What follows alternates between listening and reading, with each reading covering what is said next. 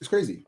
I think you're being a bit harsh on your team when you've got Archie Gray that you guys said is a. Now you're just on trolling thing. I know what these on. No, I'm not. I'm being serious. I'm saying you can't have one of the youngest, the star players, and then complain about signing. I just told you that, like, I don't believe in, blocking part. Like, you can't block a young player's pathway. If he's good enough, he comes through and he forces himself through.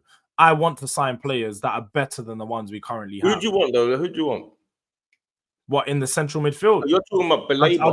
I'll take Paulinho. I'll take Douglas Luiz. I'll take that guy that I've heard Man United are big from, that Heung-min from Sporting Lisbon. Right, but I'm saying you might say you'll take Paulinho, yeah? For example. Spurs are very interested in him. Yeah, Spurs are interested in him.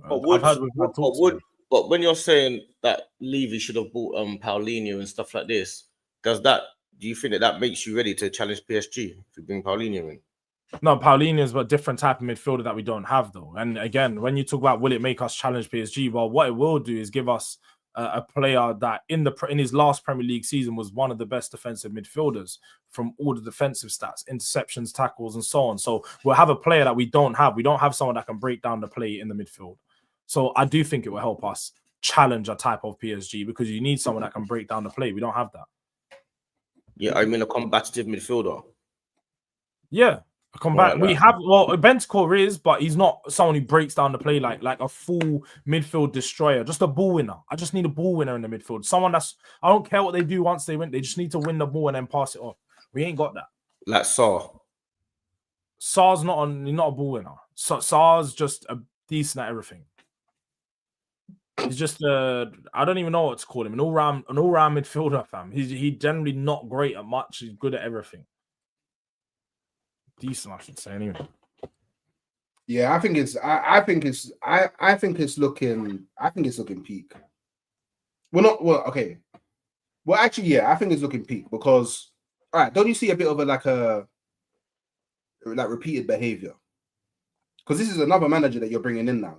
Really and truly, you haven't backed early enough in the window. Backed Ange in his first season, bro. Ange in his first season, by this time in the window, had Vicario, Van de Ven, and Maddison, 3 first-team players. So, the myth that Ange never... In his first window, Ange got 4 first-team players, by the way. He got a centre-back, a goalkeeper, a central midfielder, and a winger. So, he got 4 players in his first window. He couldn't complain about not being backed. Yeah, 4 players.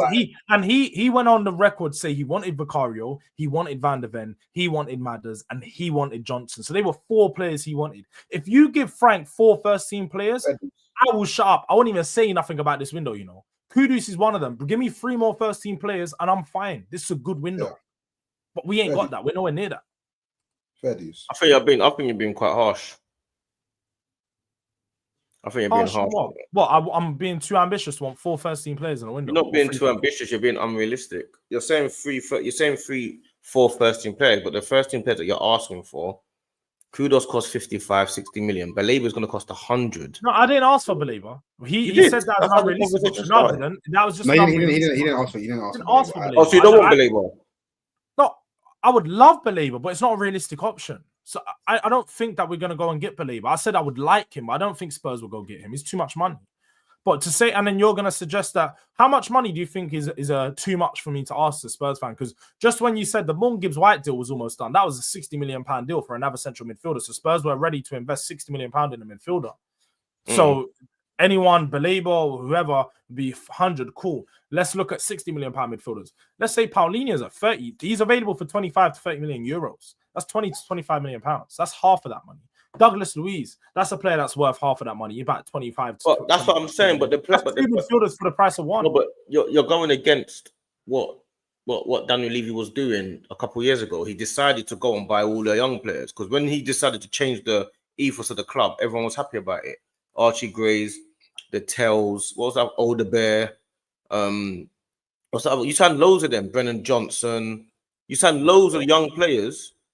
What's the other? There's one more. There's a couple more. You signed loads of these young players, and everyone was like, "Yeah, this is the way." We do this every year. We just always pick up a few young players. But now I'm saying you're now asking for Paulinhos and Douglas Luizes. These guys are 30 plus. So No, they're late 20s, and yeah, Pauline is 30. But that's because Spurs have also identified, and it has been pointed out, that we need experience in the squad. We have far too many young players, and if you're going into a season where you have Champions League, and to be fair, when you look at our team, we don't even have leaders. Like, I'm looking at who is Thomas Frank going to make captain?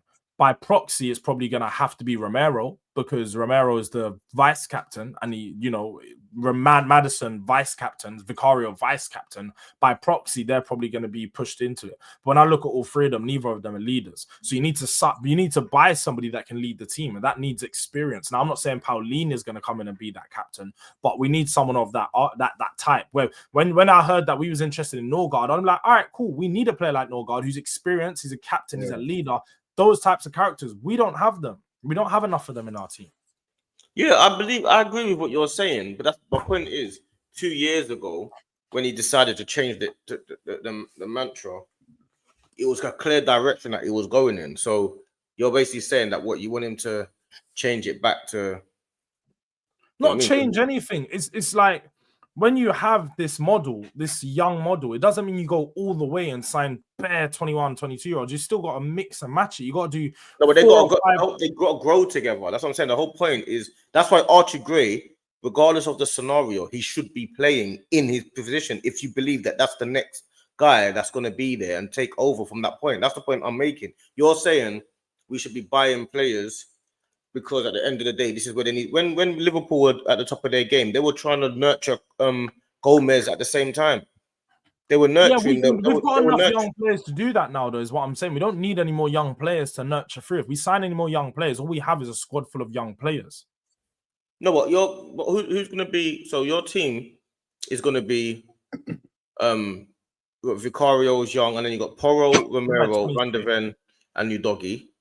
Yeah, fairly young backline, to be fair, fairly young. Then your midfield is going to be, your midfield is full of experience. You're talking like it's not. Bentco's like 26, 27. Basuma's leaving. That's experience. Basuma's experience. Maddison's experience. Leaving. He's done. Maddison's experience. Cool. I know, but I'm saying the players that are there, they are experienced players. Heung-min Son's an experienced player. Dominic Solanke's an experienced. I know. I'm saying those players are there at your club. No, but what I'm saying is the players that are leaving are experienced. The players you're going to mention are experienced in Sonny, Basuma, Richarlison. They're 3 players on the list that we want to leave.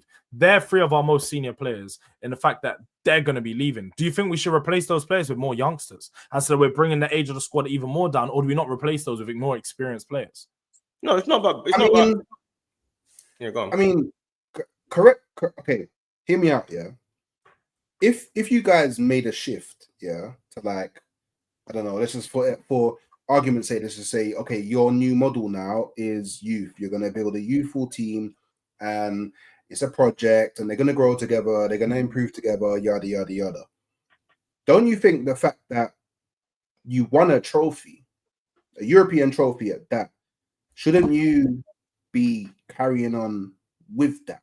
Like, most people are vexed when their team decides to like do a project, like a youth project, because they usually don't win things when they do that. But you guys won with that kind of model. So why would you win with that model and then break away from the model? I'm not saying you're breaking away. They know the win was a lucky win. That's the reason. Because there's no way you'd want to change your ethos if you felt like you deserved it and had a good model. No, but I don't think you're understanding. You're completely misunderstanding my point. Who's talking about changing the ethos? Nobody said that we shouldn't continue to sign young players. We've still signed. You're forgetting this window. We signed Matista or Kota Takaya, 2 players under 21. Already this window, we've signed 2 players under 21. There's no reason why you should be signing 4 or 5 players under 21 in one window. What you do need to do is sign young players and then pair them up with older players, so your squad has a maintenance of balance. You need balance in the squad. You can't just have a pure young squad. Looks like we saw with Chelsea a few years ago. They had bare young players, then they had no leaders, and then they had to assign Enzo as the captain because they looked around. It's like, why is Enzo captain? He just come in 6 months ago. But they stuck by it though. Yeah. They stuck by that, and guess what? It only worked. Why did it work for Chelsea, and why is it working? It takes time. Because they invest so much. Every time that a young player doesn't work out, they sell them and they buy another one to replace it, just like we've seen with Madueke. Tottenham don't do that. The difference in our model and Chelsea model isn't buy and sell. We buy a young player and we're going to keep that young player for years until it does work out. We're going to try and get as much as we can out of that young player. So we're not going to sell Archie Gray if he doesn't work in a year. We're not going to get rid of him for 35 to 40 million. We're going to keep him until he begins to work out. We're going to try to get something out of him.